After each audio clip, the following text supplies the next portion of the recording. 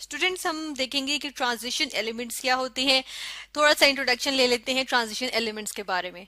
तो transition elements basically जब हम बात करते हैं तो ये हमारे पास आ जाते हैं जिनको ट्रांजिशन मेटल्स भी कहते हैं, ठीक है, क्योंकि ये सारी की सारी क्या होती हैं, मेटल्स होती हैं, ठीक है। तो हम देखते हैं कि ट्रांजिशन एलिमेंट्स बेसिकली हमारे पास जो, क्योंकि डिफरेंट ब्लॉक में एलिमेंट्स आ जाते हैं जिनको हम कहते हैं S block elements, P block elements, D block elements, F block elements, ठीक है।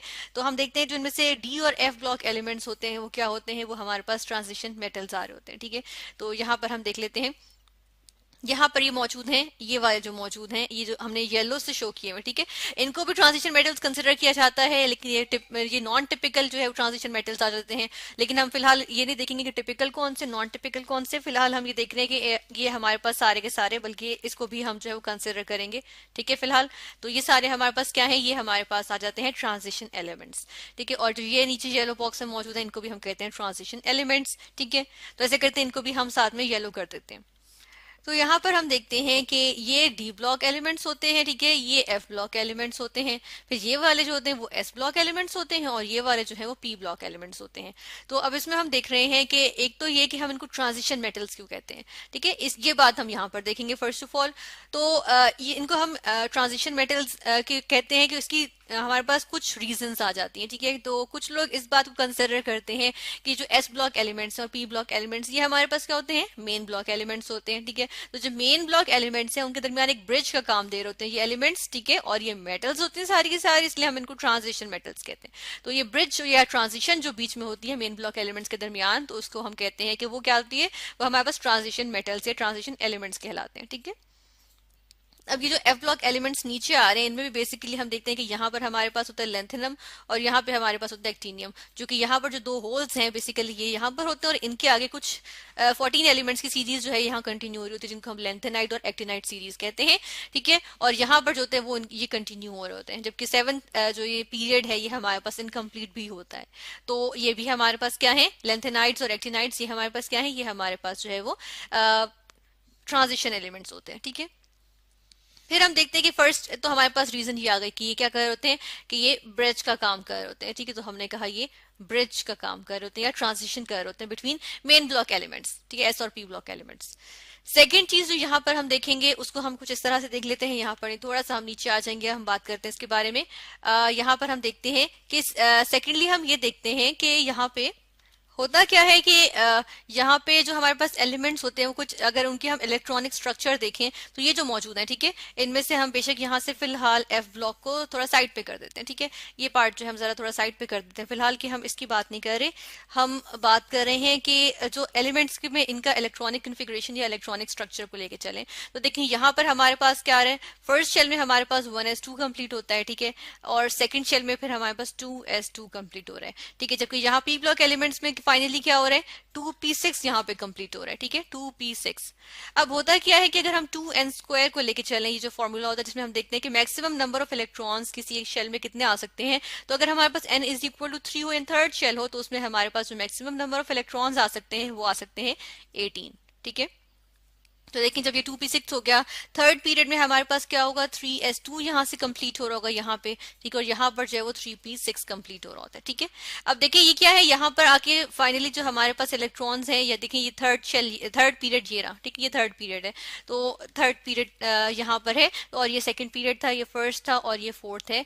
तो हम देखते हैं कि यहाँ पर क्या होता है कि यहाँ पर हम देख रहे हैं कि थर्ड जो पीरियड है इसके अंदर जो इलेक्ट्रॉन्स कंप्लीट हो रहे हैं थर्ड शेल में, वो अभी 8 इलेक्ट्रॉन्स कंप्लीट हुए हैं, ठीक है। यानी कि यहाँ पर क्या हुआ बेसिकली, जब यहाँ पर हम देखते हैं कि यहाँ मौजूद होता है आर्गॉन, ठीक है, आर्गॉन का हमारे पास देखते हैं कि 3p6 होता है, इसके हम देखते हैं आउटर मोस्ट जो ऑर्बिटल होता है, ठीक है, 3p6 होता है, तो उसमें 8 इलेक्ट्रॉन्स कंप्लीट होते हैं, और हम देखते हैं कि ऑक्टेट कंप्लीट हुआ है, ठीक है।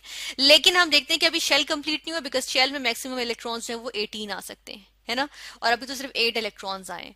तो हम देखते हैं कि उसके बाद जब हम जाते हैं 4s2 में, ठीक है। तो 4s2 कंप्लीट होता है और यहाँ पे 4p6 कंप्लीट होना है, ठीक है। ये भी क्या हो रहे हैं, 8 इलेक्ट्रॉन्स कंप्लीट हो रहे हैं। लेकिन हम देखते हैं फोर्थ शेल में बीच में 10 जो है वो एलिमेंट्स मजीद आ रहे हैं, ठीक है। और ये जो 10 एलिमेंट्स हैं ये बेसिकली हम देखते हैं अक्रॉस द पीरियड, जब हम जाते हैं फोर्थ पीरियड में तो हमारे पास ये जो 10 एलिमेंट्स आ रहे हैं इनमें हमारे पास 3D कंप्लीट हो रहा होता है, ठीक है। 3D अब क्या होता है, 3D1 से चले हम नीचे, या हम इसको नीचे लिख देते हैं। 3D1 से ये 3D10 तक कंप्लीट हो रहा था। और देखें 3D1 से 3D10 तक कंप्लीट करने में हमारे पास क्या होगा, देखें जब ये 10 एलिमेंट्स कंप्लीट होंगे तो 8 में 10 और मिलाए तो कितने बन गए हमारे पास, 18 बन जाते हैं, ठीक है। तो बेसिकली ये जो थर्ड शेल था इसमें हम देखते हैं मेन एलिमेंट्स जो थे वो 8 इलेक्ट्रॉन्स कंप्लीट करते हैं, यानी ऑक्टेट कंप्लीट कर रहे थे। तो ये 3D10 के बाद फिर क्या हो रहा है हमारे पास जो है वो 18 इलेक्ट्रॉन्स यानी कि शेल कंप्लीशन हो रही है, ठीक है। यहाँ हम कहते हैं कि क्या हो रही है, शेल कंप्लीशन। तो एक शेल की जो कंप्लीशन है जिसमें हम देख रहे हैं कि इलेक्ट्रॉन्स जो हैं वो क्या हो रहे हैं कि हम कहते हैं कि ऑक्टेट से शेल तक की जो क्या हो रही है इसको हम कहेंगे ऑक्टेट से शेल तक जाने की, यानी शेल कंप्लीशन की जो ट्रांजिशन है। इसको भी इस वजह से भी क्योंकि ये डी एलिमेंट्स जो हैं ये इसमें इन्वॉल्व हो रहे हैं कि शेल कंप्लीशन में इन्वॉल्व हो रहे हैं। ऑक्टेट से शेल की कंप्लीशन की तरफ जो ट्रांजिशन है उसको भी हम क्या कहते हैं, इसको हम शेल कंप्लीशन कहते हैं, ठीक है। और हम जो है इसको हम कहते हैं कि ये ट्रांजिशन हो रही है, ठीक है। और ये हम देखते हैं कि इसकी वजह से भी इन एलिमेंट्स को हम क्या कह देते हैं, ट्रांजिशन एलिमेंट्स कह देते हैं। और क्योंकि ये सारे के सारे मेटल्स होते हैं नेचर तो हम कहते हैं कि ट्रांजिशन मेटल्स हैं, ठीक है। टी लिखा है मैंने ट्रांजिशन के लिए, ठीक है, और डॉट भी साथ लगा दिया। तो ये एक और रीजन आ गई इसकी कि हम देखते हैं किस तरह से ट्रांजिशन आ रही है, ठीक है। तो हम यहाँ पर भी लिख देते हैं कि हमारे पास यहाँ पर क्या हो रहा होता है, ऑक्टेट टू शेल कंप्लीशन, ठीक है, ये ट्रांजिशन होती है। तो इसकी वजह से जिसमें हम देख रहे हैं 8 इलेक्ट्रॉन से 18 इलेक्ट्रॉन्स तक ट्रांजिशन जो है। और नीचे जो हमारे पास नीचे जो शेल्स होंगे, सॉरी हम कह सकते हैं पीरियड्स होंगे, उनमें भी यही हो रहा होगा, केस हो रहा होगा, ठीक है। तो हम देखते हैं कि यही चीज रिपीट हो रही होती है, तो हम इस वजह से कहते हैं कि ये ट्रांजिशन इसमें आ रही होती है।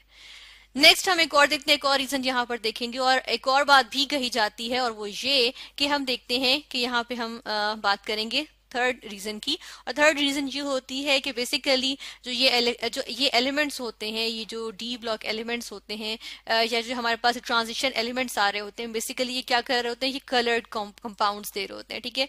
यहाँ पर हम लिखेंगे कि वो कलर्ड कंपाउंड्स दे रहे होते हैं, ठीक है, कलर्ड कंपाउंड्स। अब इनके जो कलर्ड कंपाउंड्स, इस तरह से अगर हम यहीं पे एक एलिमेंट होता है कॉपर, ठीक है, कॉपर एक ट्रांजिशन एलिमेंट है या ट्रांजिशन मेटल है। कॉपर का जो कंपाउंड है कॉपर सल्फेट, ये हमारे पास किस कलर का होता है, ब्लू कलर का इसका कंपाउंड होता है, ठीक है।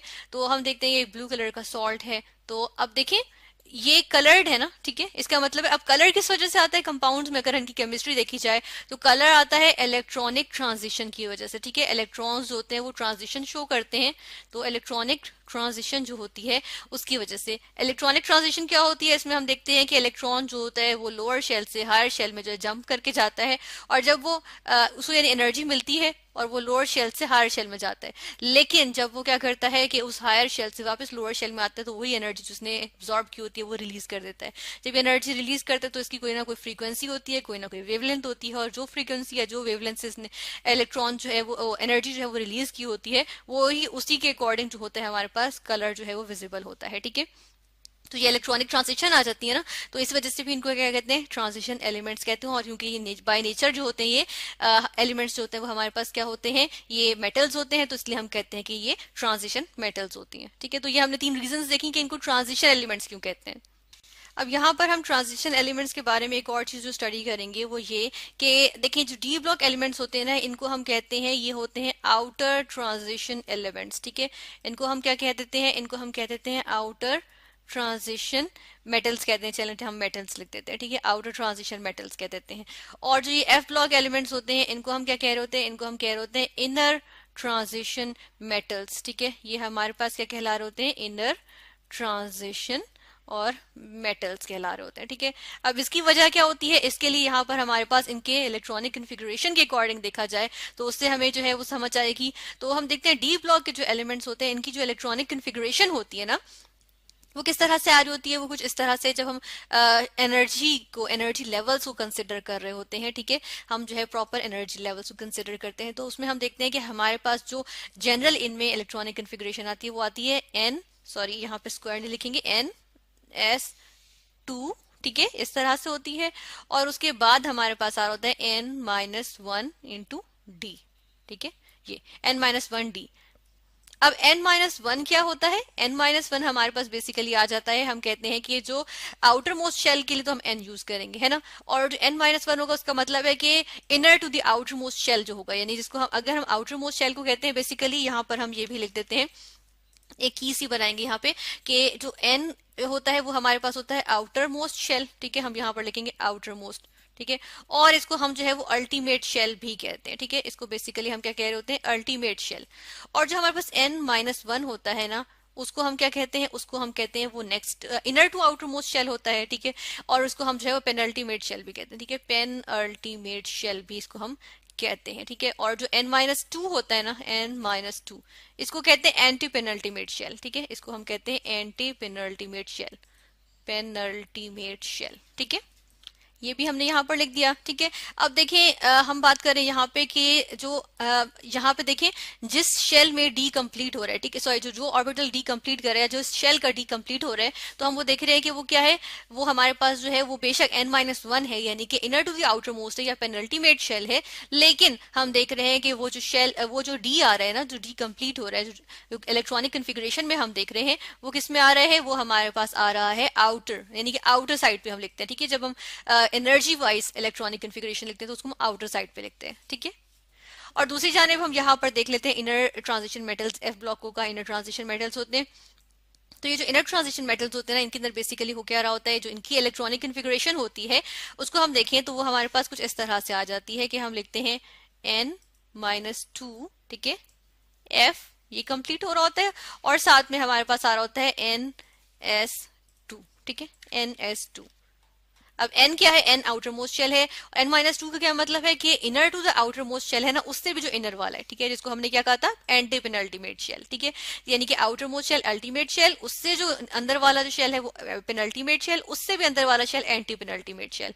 तो वो हमारे पास यहाँ पे इस तरह से इनकी इलेक्ट्रॉनिक कन्फिग्रेशन आ जाती है, ठीक है। इलेक्ट्रॉनिक कन्फिग्रेशन की जब हम बात करेंगे तो उसको डिटेल से भी स्टडी करेंगे, फिलहाल हम जनरल देख रहे हैं कि, तो इसमें हम देख रहे हैं कि हमारे पास जो एफ जो कंप्लीशन आ रही है वो क्या आ रही है, वो एनर्जी वाइज देखें इलेक्ट्रॉनिक कन्फिग्रेशन में तो वो अंदर की जानिब है, ठीक है, आउटर मोस्ट शेल ns2 है, तो इस वजह से हम इसको इस तरह से हम लिखते हैं, ठीक है।